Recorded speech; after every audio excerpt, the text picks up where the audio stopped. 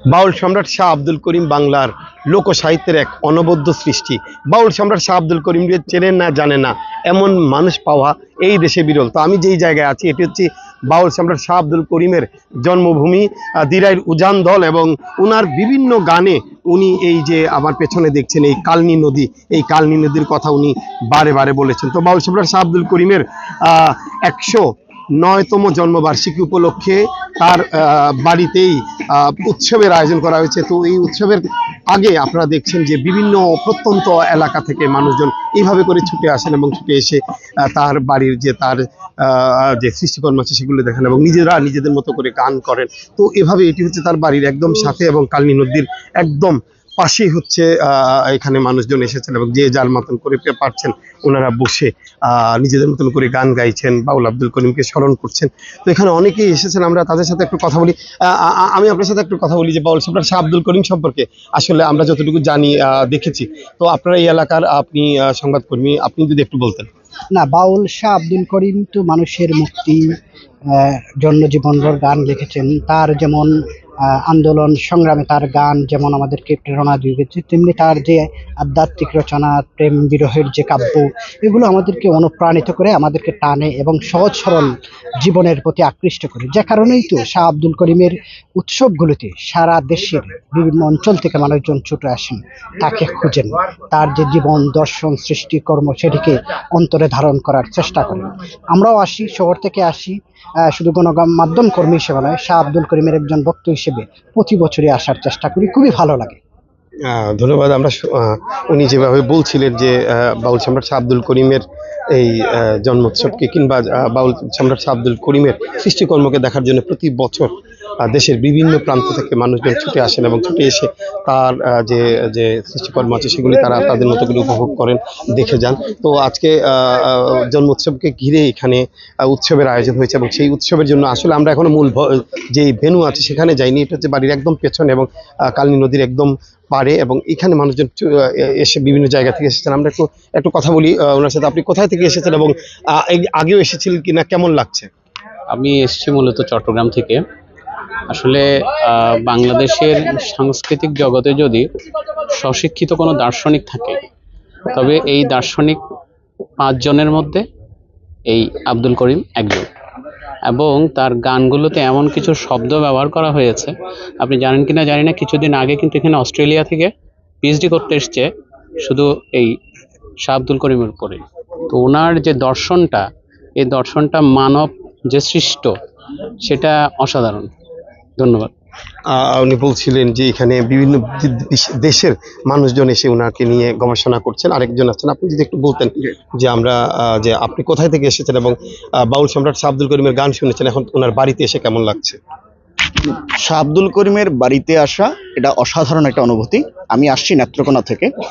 শাহ আব্দুল করিম বাংলার লোকগানের কিংবদন্তি, এবং আমার কাছে উনি শুধুমাত্র একজন মানে গান লিখেন বা ওই ধরনের না, আমার কাছে মনে হয় উনি একজন ফিলোসফার। উনি শিল্পী এবং ফিলোসফার। গানের মাধ্যমে উনি যে ওনার ফিলোসফিটা প্রচার করছেন, যেটা এই এখন আর দেখা যায় না।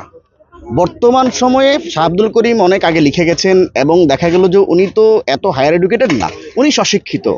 এবং এখনো বা বর্তমান প্রজন্মের কাছেও শাহ আব্দুল করিম যেভাবে তার অবস্থানটা ধরে রেখেছেন, যার দর্শনটা প্রচার করছেন, এটা আমরা বর্তমান সময়ে দেখি না। এই জন্য শাহ আব্দুল করিম আমাদের কাছে কিংবদন্তি।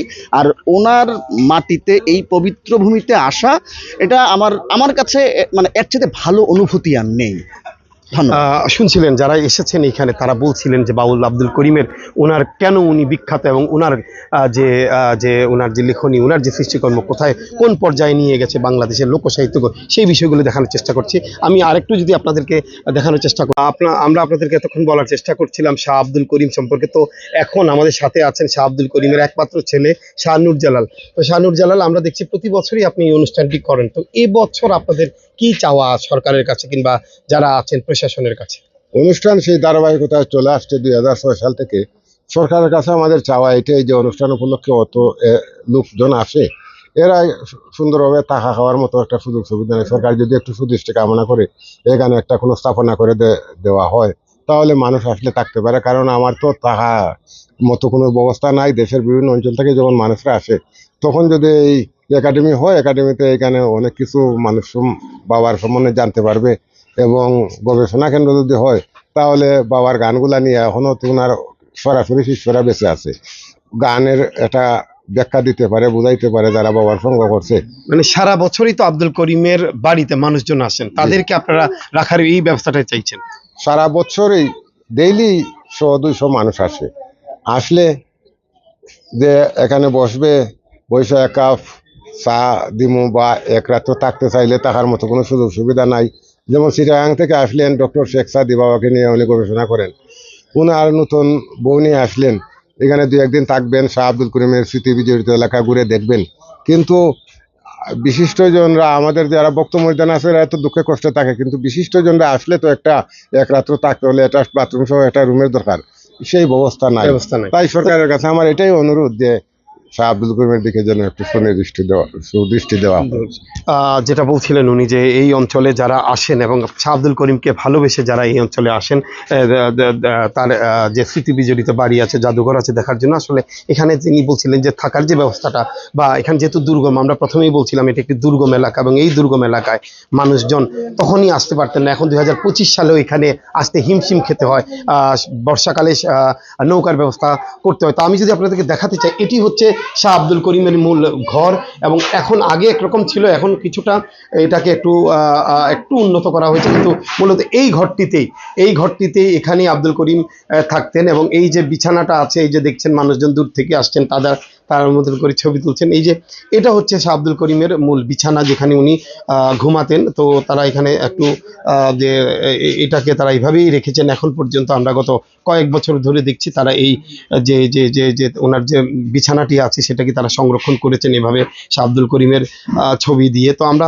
আপনাদেরকে দেখানোর চেষ্টা করছিলাম আসলে অনেক কিছুই, যে বলার চেষ্টা করছিলাম ওনার যে স্মৃতি বিজড়িত যে এলাকা, এবং এই উজানধল, বিরাইর উজানধল গ্রাম, এবং এটি মূলত সেই উজানধল গ্রাম। এখানে অনেকেই আসছেন, আমরা একটু কথা বলি। আপনারা কোথায় থেকে এসেছেন এবং শাহ আব্দুল করিমকে? আমরা সিলেট থেকে এসেছি শাহ আব্দুল করিমের এখানে অনেক কিছু জানার জন্য। ওনার গান নিয়ে অনেকে গবেষণা করে, অনেক কথা বলে, আমরা দেখবো বা কিছু শিখবো।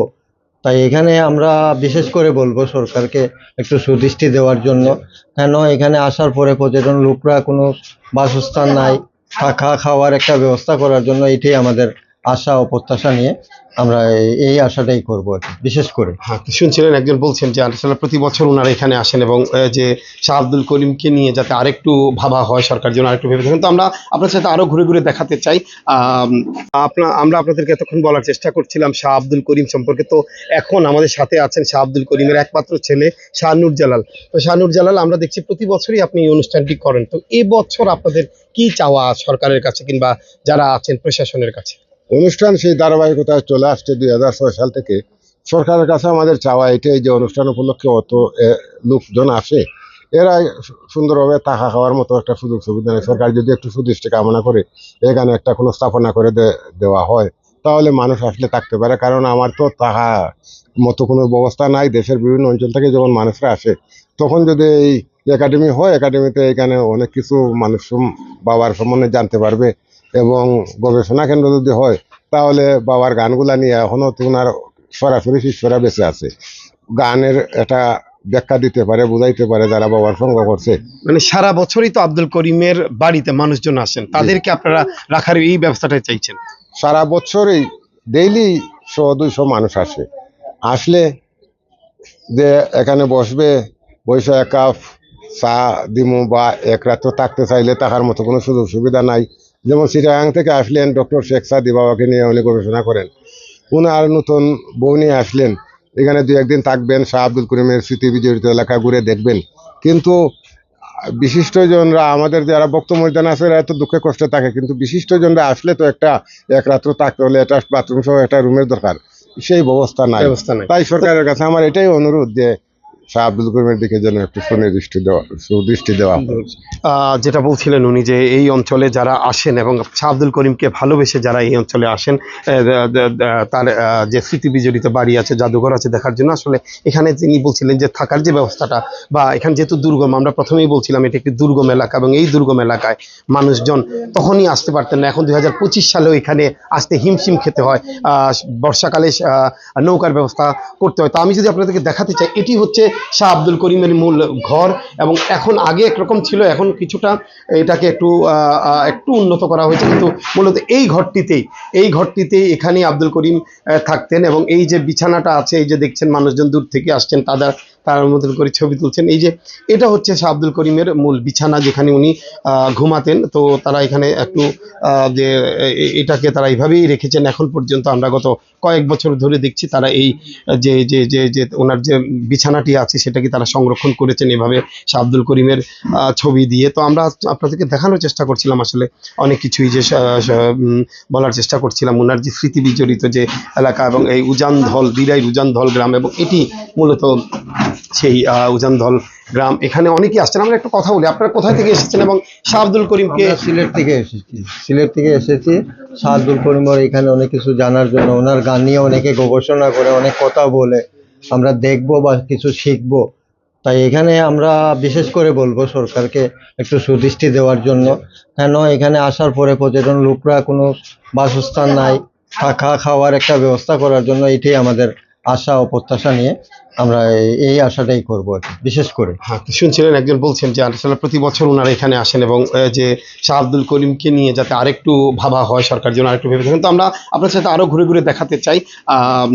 তো বাউল সম্রাট শাহ আব্দুল করিমের এই উৎসবকে কেন্দ্র করে যে সুনামগঞ্জের মানুষের ভিড় হয় সেটা আমরা আপনাকে দেখিয়েছি। তবে এখন যদি দেখাই, আমরা ওনার এখানে একটি মাজার করা হয়েছে, এবং শাহ আব্দুল করিমের যে মাজারটি আছে এই মাজারটিকে ঘিরে মানুষের যে আগ্রহ থাকে, তো এখানে মাজার দেখছেন, এবং এখানে ওনারা শাহ আব্দুল করিমের যে শাহ আব্দুল করিম এবং তার সহধর্মিণী সরলা খাতুন এখানে শায়িত আছেন।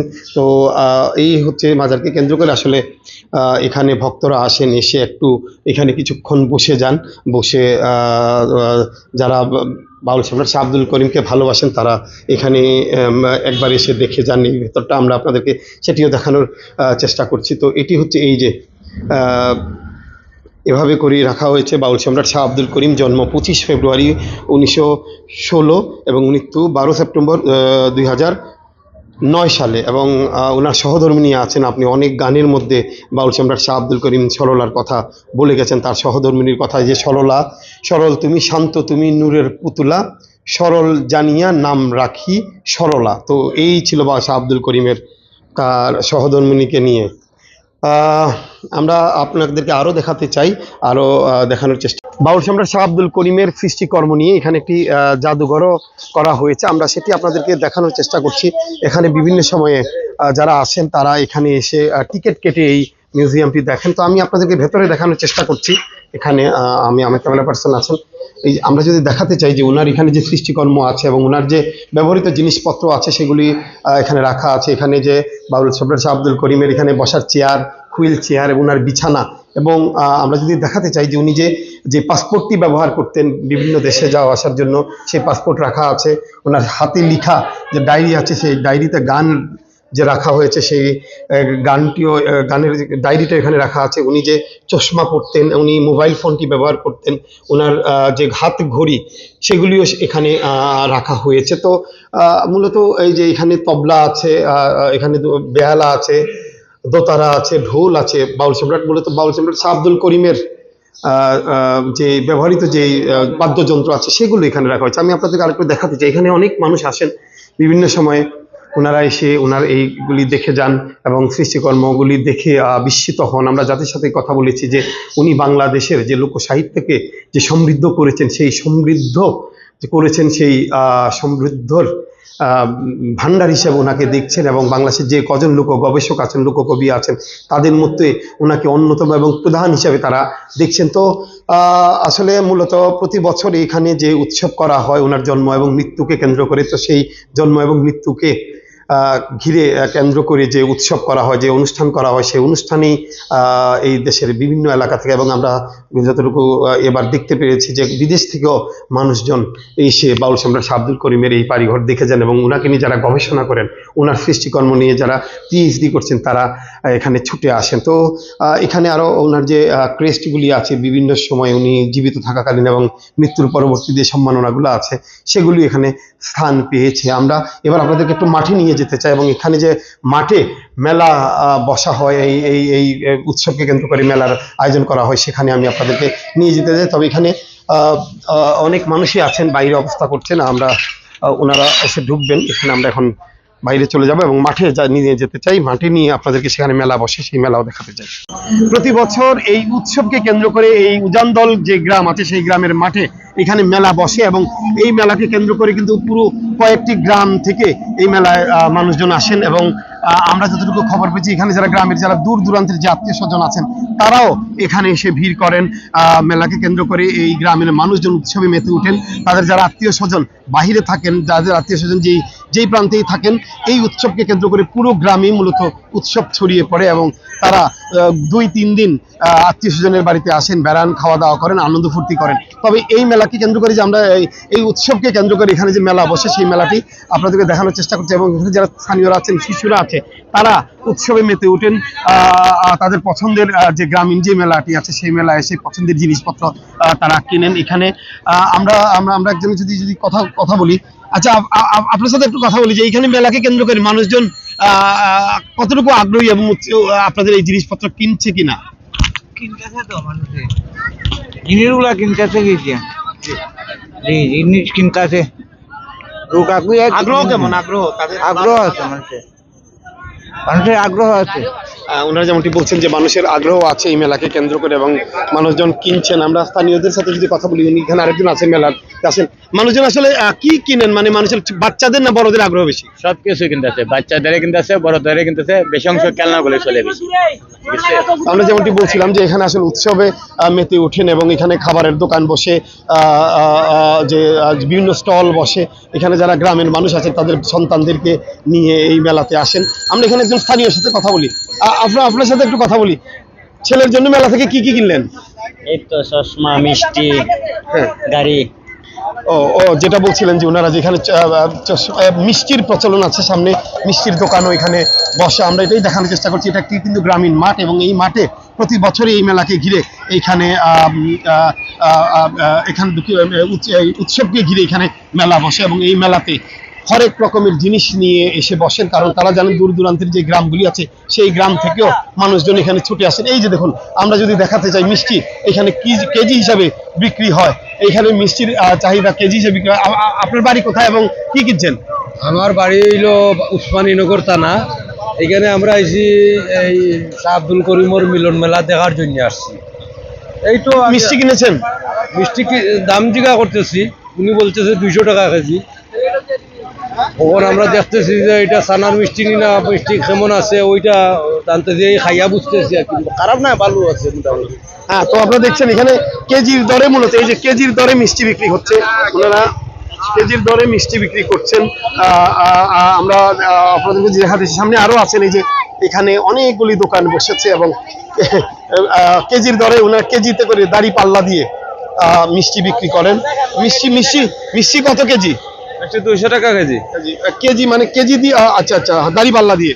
জি, ওই যে দাড়ি পাল্লা দিয়ে বিক্রি দিচ্ছেন। তো 200 টাকা কিলো। তো এভাবে করেই কিন্তু এইখানের মানুষজন, এই অঞ্চলের মানুষজন উৎসবে মেতে ওঠেন। আর এই মেলা শেষ করেই যে বিশাল মাঠ, এবং মাঠের এক পাশে এখানে প্যান্ডেল করা হয়েছে, যে সাংস্কৃতিক অনুষ্ঠান একটু পরেই শুরু হবে। তবে আমরা এখানে যারা এসেছেন তাদের সবার সাথে কথা বলেছি। তারা যেমনটি বলছেন যে এখানে যারা এসেছেন, মূলত বাউল সম্রাট শাহ আব্দুল করিমের যে সৃষ্টিকর্ম আছে, যে এখানে কথাগুলি বলা হবে, যে বক্তব্য রাখা হবে, সেই বক্তব্যগুলি যেন সবার কাছে পৌঁছে যায়। বাউল সম্রাট শাহ আব্দুল করিমের মানুষকে ভালোবেসে মানবতার জন্য উনি যেই কথাগুলো বলে গেছেন, সহজ সরল ভাষায় মানুষকে ভালোবাসার যে গল্প বলে গেছেন, সেগুলি যেন যুগ থেকে যুগান্তরে মানুষের কাছে ছড়িয়ে পড়ে বিশ্বব্যাপী যেন তার শান্তির বাণী সবার মধ্যে ছড়িয়ে যায়, এমনটাই প্রত্যাশা করছেন সবাই। তো এই ছিল আমার কাছে বাউল সম্রাট শাহ আব্দুল করিমের বাড়ি থেকে তার এলাকা এবং তার সৃষ্টিকর্ম, জীবনযাপন এবং উৎসব নিয়ে খবর।